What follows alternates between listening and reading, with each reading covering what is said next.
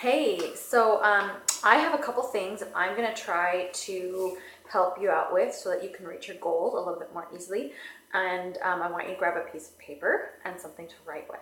So there's 5 things that I want you to try to do better with, or to do a self-check and see how you're doing, and if maybe you're on course, or whether or not we need to rope you in and get you on a better course for success. So there's 5 things that I want you to start doing if you're not doing it already. Number 1, I want you to get control of the food that's in your house. That starts with grocery shopping and by maybe purging things that you already have that maybe you shouldn't have in your house anymore, for your sake and for your family's sake. I think sometimes we kind of have to wean ourselves in to living a healthier lifestyle. So that doesn't mean that you can't ever have treats, but we just need to figure out which ones might be a better choice when you do. So grocery shopping is something that I want you to get a better handle of. You should never go to the store without a grocery list, because otherwise you're just going to grab things that are appealing. So make a grocery list, stick to things on the list, unless it's just another thing that you're adding to the cart that's healthy. So that's number 1. Number 2, I want you to start meal planning. So in order to make a grocery list and know what you need, you actually have to plan what kind of meals you think you're going to make to begin with. And then for the week, you already know what you're going to be putting, hopefully, in your mouth, for the most part. I actually just kind of plan my dinners. I know roughly what I need for lunches, or I'm using leftovers. Or I make sure I have lots of fruits and vegetables, I have lots of lettuce, I have salads for myself, and making sure I have what I need for my kids to eat.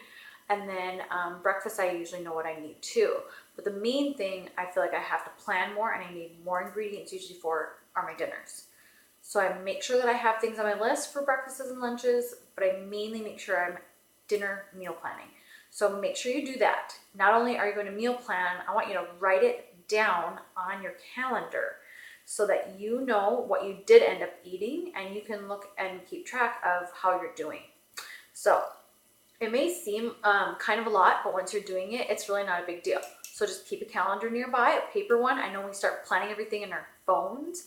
So unless you're going to use your little thumbs and put everything into your phone, have some kind of paper calendar or white marker, a white board, and grab, your little erase markers and stuff, and write it on those whiteboards, and then you can wipe it off, start fresh the next month.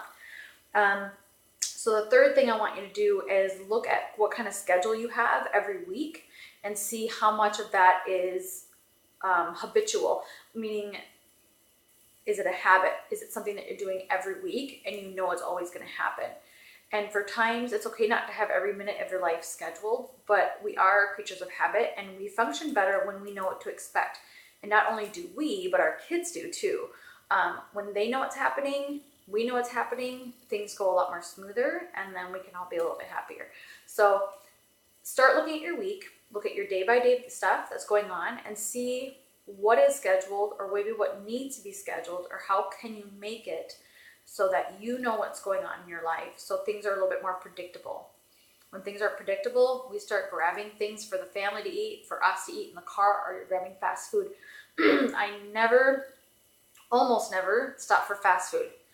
Because it's never going to be, not that there aren't any healthy choices out there, but it's not the best choice. So if you have to, make it as healthy of a choice as possible. Otherwise, just don't do it. Set yourself up with healthy snacks in the car, grab a to-go bag, whatever it is, but do that. So the other thing you're going to do is you're going to get a journal, and it's just maybe once a month or once a week. Start just writing down how things are going in your life. Good, bad, healthy, not healthy, job related, family related, whatever it is, just journal. Write down where you're at right now with some of your own fitness goals and just things in life. So the 5th thing is you're actually going to start writing down physically what your goals are. I want you to get a goal sheet.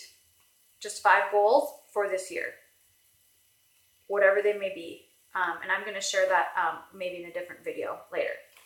So 5 things: grocery shopping, meal planning, scheduling, journaling, goals. Name them, post them. All right, that's it for me.